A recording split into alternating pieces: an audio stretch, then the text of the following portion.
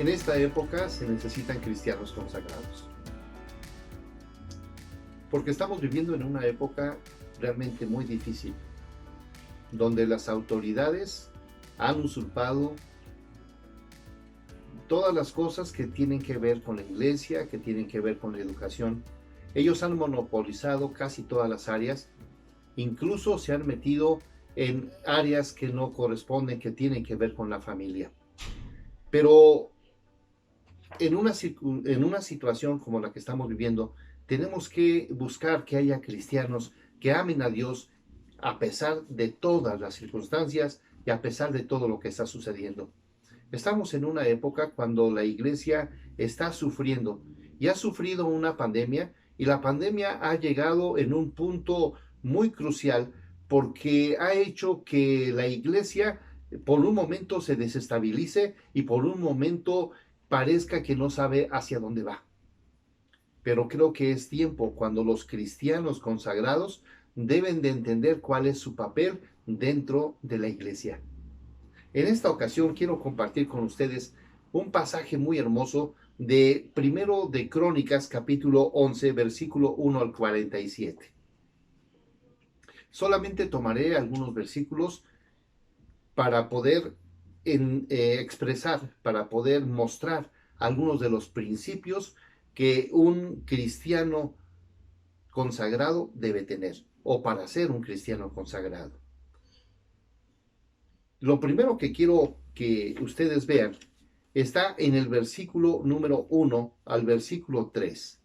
Primero de Crónicas 11, 1 al 3. Entonces, todo Israel se juntó a David en Hebrón, diciendo: He aquí, nosotros somos tu hueso y tu carne. También antes de ahora, mientras Saúl reinaba, tú eras quien sacaba a la guerra a Israel y lo volvía a traer. También Jehová tu Dios te ha dicho: tú apacentarás a mi pueblo Israel, y tú serás príncipe sobre Israel, mi pueblo. Vinieron todos los ancianos de Israel al rey de Hebrón, y David hizo con ellos pacto delante de Jehová, y ungieron a David por rey sobre Israel, conforme a la palabra de Jehová por medio de Samuel. Uno de los problemas que nosotros tenemos muy frecuentemente es que platicamos historias, pero historias que tienen que ver con personas y personas falibles. Y en muchas ocasiones no entendemos cuál es el principio de las Sagradas Escrituras, porque siempre tenemos que leerlas con el sentido redentivo. En el caso de David fue un personaje increíblemente fuerte, pero David como persona, fue un hombre falible, fue un hombre que cometió errores. Pero David fue un ejemplo muy especial y la Biblia le llama tipo.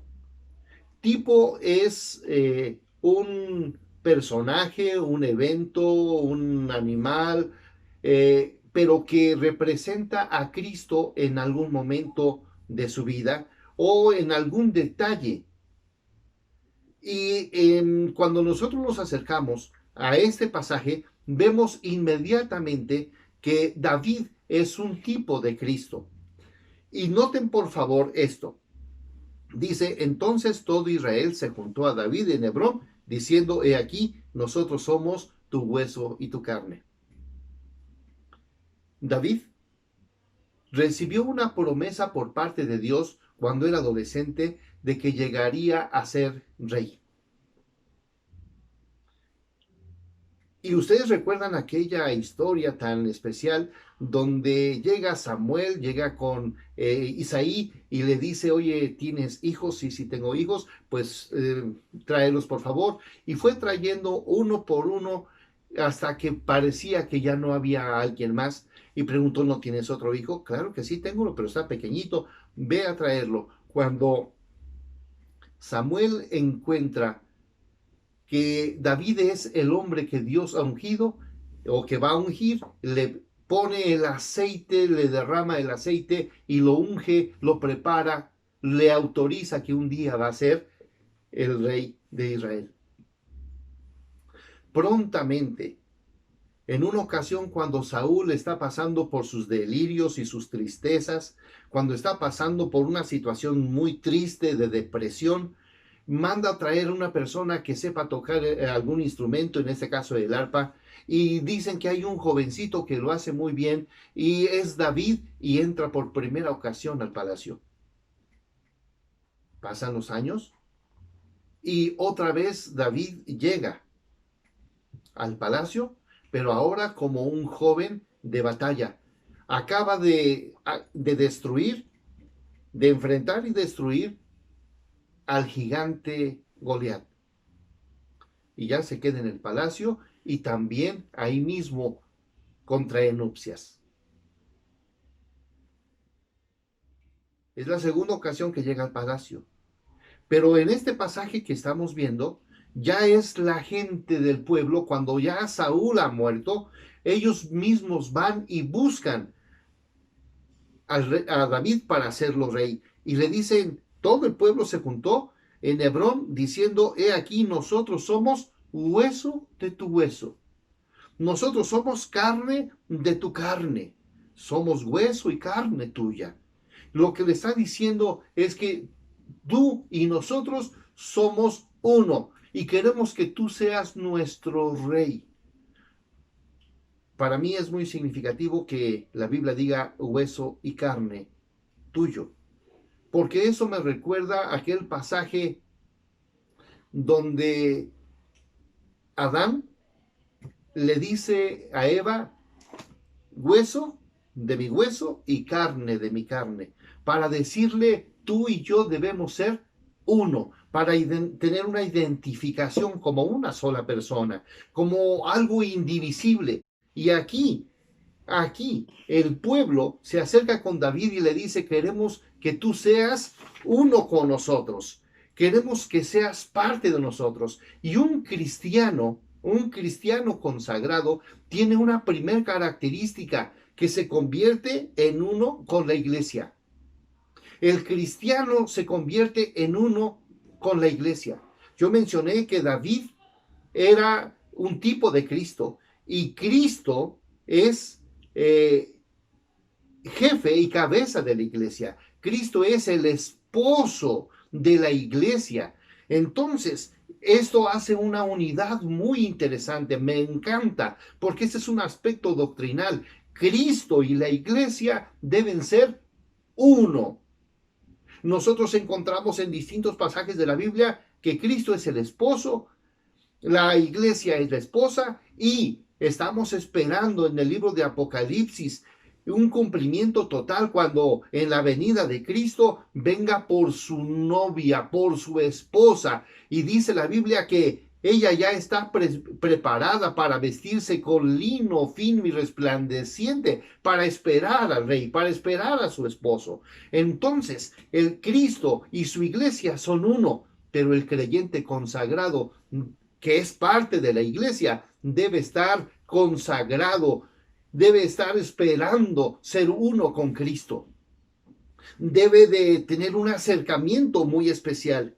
Noten, por favor, que primero le dice, somos hueso y carne tuya. La iglesia es una con Cristo, pero el creyente debe ser uno con Cristo y debe ser uno con la iglesia. Y dice, le dan las razones por qué él debe de entender que debe ser el rey de ellos. Y dice que él ya dirigía al pueblo desde antes.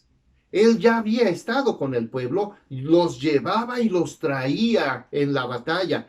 Él les decía, les dirigía qué es lo que tenía que hacer. En el versículo número 3 hacen un pacto con David para que se pueda lograr hacer esa unidad hermosa. Queridos hermanos, la vida cristiana tiene que ver con un pacto de ser uno con Cristo. El cristiano consagrado tiene a la iglesia, porque es parte de la iglesia, y tiene a la iglesia como algo maravilloso. Mucha gente se enoja con la iglesia, se enoja con algún cristiano o algunos cristianos, pero lo agarra con toda la iglesia. Pero el cristiano consagrado no puede ser indivisible de la iglesia. La iglesia es la esposa de Cristo y nosotros necesitamos entender que Cristo y su iglesia son uno y el creyente debe de amar profundamente a Cristo, pero también debe amar profundamente a la iglesia. En este tiempo de pandemia, en este tiempo tan difícil, donde muchos solamente ven programas por Zoom, por los medios de comunicación, por medio de celulares, por transmisiones en vivo, que solamente se está logrando una especie de costumbrismo para no ir a la iglesia, para no ser parte de la iglesia, porque todo el asunto es individual. Yo aquí estoy con unos cuantos, o estoy solamente con mi celular, estoy viendo a alguna persona, ya no necesito a la iglesia. Hace muchos años se decía que probablemente un día llegaría cuando la gente no querría salir de su casa y ver un programa cristiano y tener el culto y estar en pijama para estar en ese culto porque no necesitaba estar con la iglesia. Hermanos amados, nosotros no sabemos si vamos a regresar a los templos, pero sí tenemos que pensar cómo vamos a intimar con los demás creyentes, porque los creyentes, todos los creyentes en Jesucristo son nuestros hermanos y necesitamos tener comunión con ellos, porque somos del mismo hueso y de la misma carne. El cristiano consagrado entiende su relación con Dios, pero también su papel junto con toda la iglesia. Es tiempo de que nosotros tengamos un concepto más amplio de lo que es la iglesia. La iglesia debe de encarnar, debe de resurgir en esta época. Muchos todavía no han podido regresar a los templos. Unos cuantos han regresado a los templos, pero todo el mundo ha quedado desorganizado. Es tiempo de organizarnos para tener una mejor relación con toda la iglesia. Este pasaje tiene una segunda cosa que a mí me llamó la atención, porque en una ocasión cuando ya lo nombraron rey, tomó una decisión, David, increíblemente hermosa e increíblemente fuerte. Dice el pasaje del versículo número 4 en adelante: entonces se fue David con todo Israel a Jerusalén, la cual es Jebús, y los jebuseos habitaban en aquella tierra. Y los moradores de Jebús dijeron a David: no entrarás acá.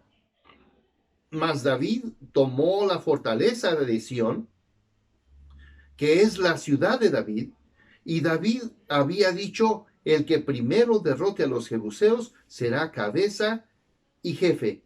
Entonces Joab, hijo de Sarvia, subió él primero y fue hecho jefe. Y David habitó en la fortaleza. Escuchen bien esta palabra. Y David habitó en la fortaleza, y por esto le llamaron la ciudad de David.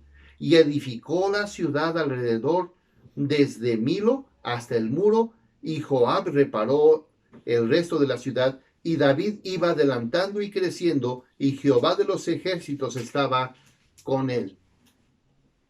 La primera decisión que tomó David después de haber sido nombrado como rey fue ir y tomar una tierra. Fue a la tierra de los jebuseos. Dice el pasaje que era la tierra de Israel, era la tierra de Israel. Era el lugar donde se conocía como Jebús, pero que más tarde llegó a llamarse la ciudad de David. Se llegó a llamar la tierra de Canaán. Y queridos hermanos, fíjense que esto es importante, porque cuando Abraham salió de Ur de los Caldeos, tuvo que pasar por Canaán y la vio como una tierra donde fluye la leche y la miel. Pero por situaciones de hambruna, por situaciones de gran necesidad, por escasez de alimentos, tuvo que ir a Egipto, y allá en Egipto, pues allá fue donde se comenzaron a establecer y el pueblo creció y ahí llegaron a ser esclavizados. Pero cuando Moisés los saca, trata de que vayan a esa tierra de Jebús, a la tierra de Canaán, y ahí en esa tierra de Canaán están los jebuseos, están los heteos, están los gergeseos y otros muchos grupos. Pero cada uno pudo ir saliendo, lo sacaron, cada tribu buscó sacar a los grupos no creyentes, a los grupos paganos que estaban ahí, y fueron tomando los lugares, pero no pudieron tomar Jebús. Los jebuseos eran más aguerridos, eran más fuertes. En el tiempo de Josué tampoco se logró. En el tiempo de los jueces no se logró. Pero ahora llega David y él dice, vamos a Jebús, vamos a conquistar esa tierra. Y los jebuseos rápidamente dicen, ni creas que vas a poder lograrlo, no lo vas a poder lograr. Y si nosotros nos acercamos al segundo de Samuel capítulo 5, dice que ellos mismos dijeron, nosotros pondremos hasta el cojo y pondremos hasta el ciego para impedir que tú entres para derrotar esta tierra. Además, no lo vas a poder lograr porque todos estamos en defensa de este lugar. Pero dice la Biblia, no entrarás acá. Mas David tomó la fortaleza de Sión, que es la ciudad de David. Sí la tomaron, sí la derrotaron, sí la conquistaron. Y David había dicho que el primero que derrotara a los jebuseos será la cabeza y el jefe. Y Joab lo logró. Pero en el versículo número 7, además de haber ido y de haber tomado Jebús, dice habitó. Y David habitó en la fortaleza. Hermanos, esta palabra para mí es enfática. La fortaleza. La decisión que tomó David fue hermosa, porque él vino a la fortaleza, el lugar de Jerusalén, el lugar donde estaban los jebuseos, es un monte, y en la parte de arriba, la parte de la meseta, es donde se puso toda la ciudad. Todo lo demás era barrancos. Y entonces era un lugar de fortaleza, de protección, y cualquiera que pudiese estar ahí difícilmente iba a ser conquistado. Por eso los jebuseos no pudieron ser derrotados años antes, pero después de más de 500 años fueron derrotados por David y su ejército. Y David vino a la fortaleza.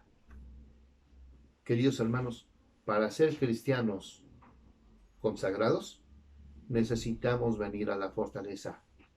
Y la fortaleza es Dios.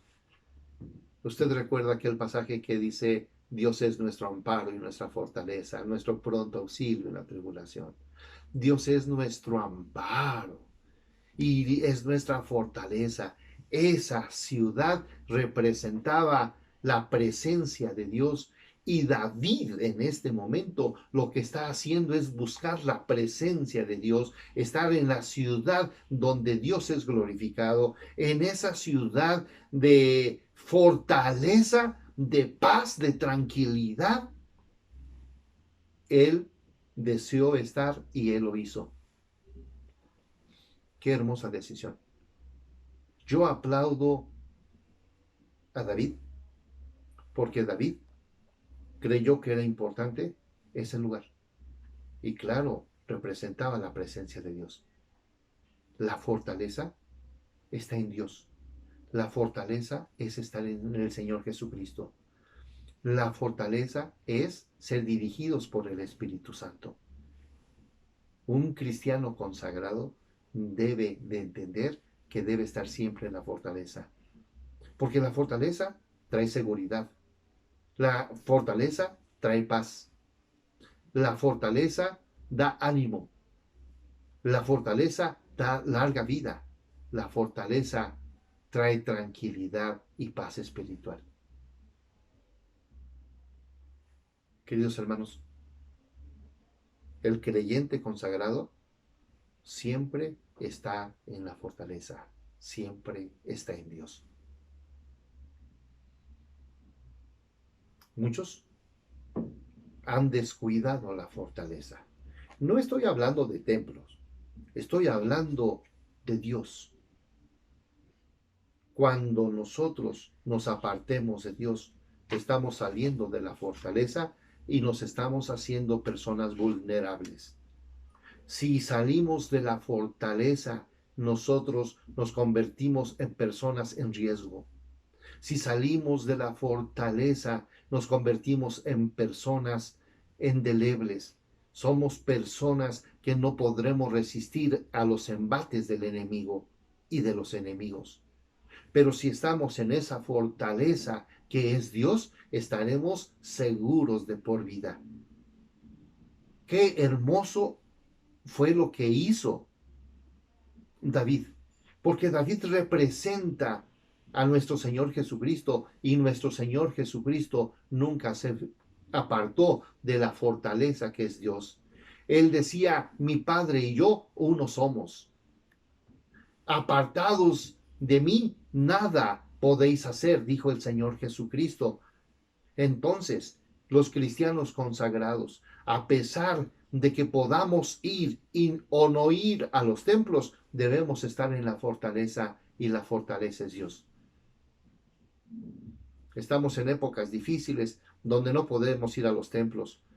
Y los que podemos ir a los templos, ahora estamos siendo impedidos, pero muchas personas que quisieran estar en los templos ya no pueden por salud. Pero queridos hermanos, están en sus casas esperando el mensaje, están esperando en sus casas recibir el alimento espiritual, están en sus casas refugiados en la fortaleza que es Dios.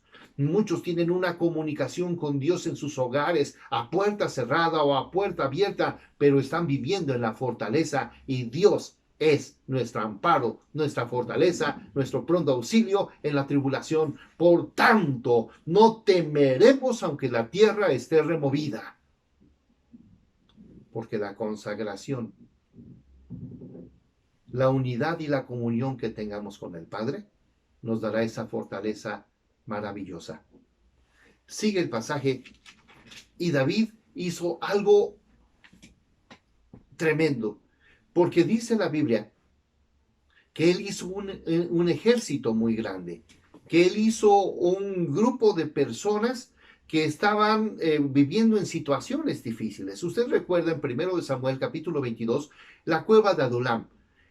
En esa cueva se refugió por un tiempo David, y cuando otras personas supieron que él estaba ahí, vinieron para estar con él. Y dice la Biblia que muchos eran angustiados, muchos eran endeudados, y otros venían afligidos. Imagínense, angustiados, afligidos y endeudados. En otras palabras, personas deprimidas, personas que se sentían fracasadas, personas que se sentían miserables, personas que se sentían inservibles. Y entonces David comenzó a invertir tiempo con esas personas. Y David formó su ejército de 400 personas que se sentían tristes, inútiles y deprimidos. E invirtió de tal forma que se convirtieron en los valientes de David. Y dice la Biblia en el pasaje que tenemos enfrente de Primero de Crónicas, capítulo 11, estos son los principales de los valientes de David y los que le ayudaron en su reino con todo Israel, para hacerle rey sobre Israel conforme a las palabras de Jehová. Y este es el número de los valientes que tuvo David. Y se menciona primero a Jasobeam, hijo de Jacmoni, caudillo de los 30. Aquí menciona 30. Y el cual blandió su lanza una vez contra 300 a los cuales mató. Un hombre que con su sola lanza, un hombre que mató 300 en una sola ocasión. Y esto no lo estoy inventando yo. Lo está diciendo la Sagrada Escritura. Tras de este estaba Eleazar, hijo de Dodo, Ahodita, el cual era de los 3 valientes. Primero menciona 30, luego menciona 3, pero decimos que eran parte de un grupo mayor de 300 personas que eran el ejército base de David. Esto es importante, porque David invirtió su tiempo en un equipo de personas y los transformó de ser personas miserables a ser personas de gran valor. Y esto me recuerda al Señor Jesucristo, porque el Señor Jesucristo invirtió su tiempo primero en 12 discípulos, que se convirtieron en 12 apóstoles. Y también tenía un grupo más selecto que eran de 3. Pero usted recuerda que también el Señor Jesucristo formó un grupo de 70 personas, los 70 que salieron a predicar de 2 en 2 y que podían hacer crecer el reino de Dios. El Señor Jesucristo también invirtió tiempo, un tiempo valioso en la formación de personas para transformar este mundo. David hizo un trabajo increíblemente hermoso. El Señor Jesucristo hizo un trabajo hermoso y el creyente consagrado tiene que ser parte de un equipo o formar un equipo de siervos de Dios que puedan transformar el mundo. Quiero terminar esta narración con algo hermosísimo. Quiero decirles que en una ocasión, David, en este pasaje, precisamente en este pasaje, David estaba parado y de repente había ahí 3 personas, o tal vez más, pero 3 que siempre estaban dispuestos a servirlo en todo lo que él dijera. Y de repente pensó en voz audible. Dije, pensó en voz audible. Porque pensó, oh, cómo me gustaría tomar un poco de agua del pozo de Betel que está detrás de los filisteos. Y cuando escucharon esto, sus 3 valientes, dice la Biblia, que destruyeron, traspasaron todo el ejército de los filisteos, los mataron, los destruyeron, los acabaron, fueron por un vaso de agua, regresaron con el vaso de agua, matando también gente, destruyendo el ejército. 3 hombres que pasaron, que estuvieron dispuestos a que, que David tuviese un vaso de agua.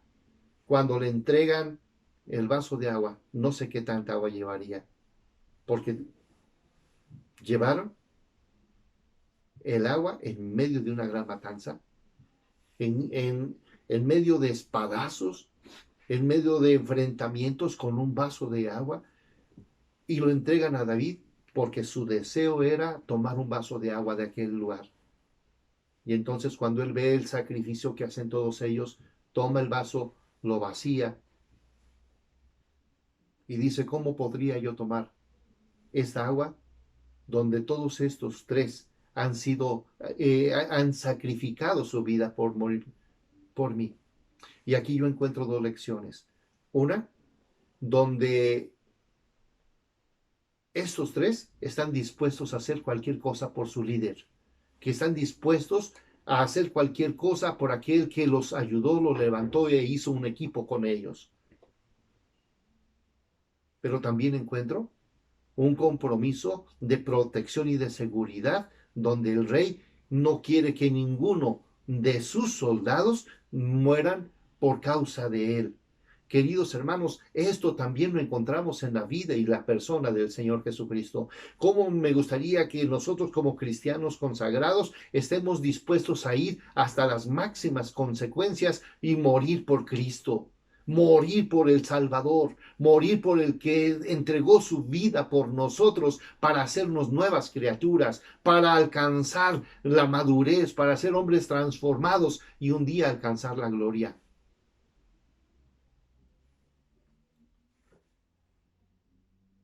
Él nos ha protegido y nos protegerá, pero un cristiano consagrado es aquella persona que está dispuesta a dar su vida por Cristo. Los discípulos se convirtieron en apóstoles y todos murieron sufriendo por el Señor Jesucristo.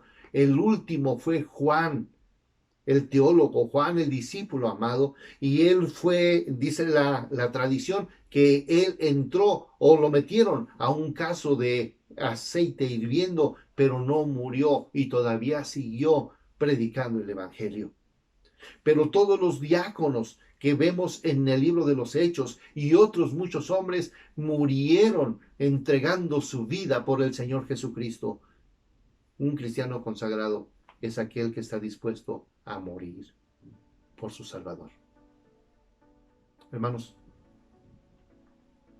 qué importante es que nosotros entendamos que la iglesia y nosotros debemos ser indivisibles juntamente con Jesucristo.